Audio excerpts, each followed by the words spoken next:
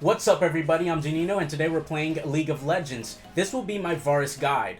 Now as you can see, I've been farming for quite a bit. Now I'm playing support in this role because that's what this match required. So my minion kills aren't as high as I would like them to be. However, because I am doing a fairly good job being support, I have managed to rack up 3,600 gold. Now, I have already bought one item.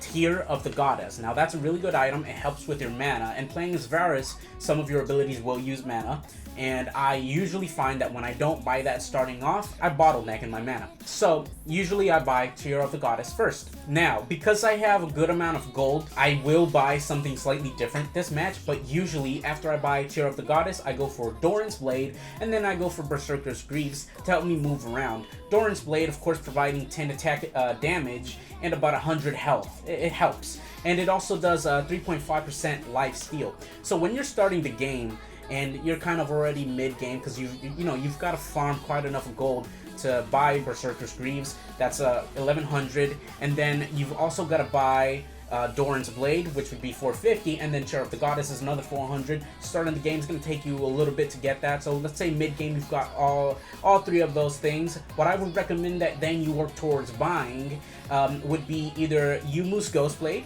2700, that's 60 attack damage and 18 lethality. Wit's End, which is 2800, 55% attack speed, 50 magic resist, and 20% tenacity. So that's a really good one because it's got several little things there that could be useful to you. I personally like Terminus because Terminus has a nice little passive. Apart from the fact it's got 35 attack damage and 35% attack speed, it also applies 30 magic damage on hit. So overall, it's just really good. So as a support, I'm not farming as much because I'm letting whoever I'm supporting kind of get those minion kills so that they can scale up.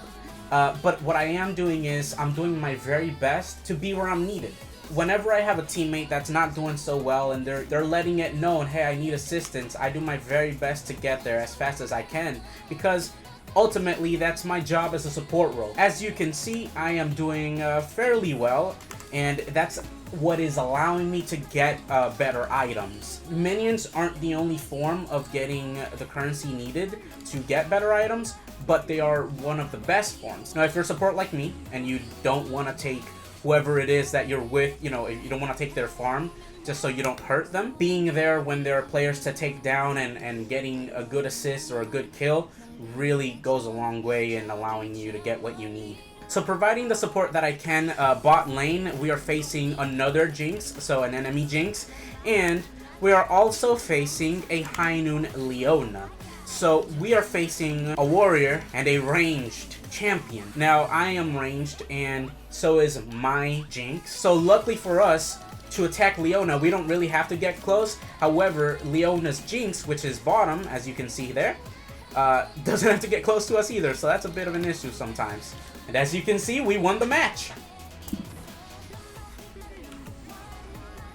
I made this guide and I've uploaded it to my Discord server where you can download it for free. Here you can see the overview. This is the summary of, well, everything that we're going to dive into. Here you've got base stats for our champion. In general, these are the items that are recommended based on how many matches have been played with this character and which percentage have been won and what items were used in that winning percent. So I mean, it's just a whole bunch of stats that basically kind of recommend these general items. And then we've got here the counters. These are counters. So these champions here are really good against Varus.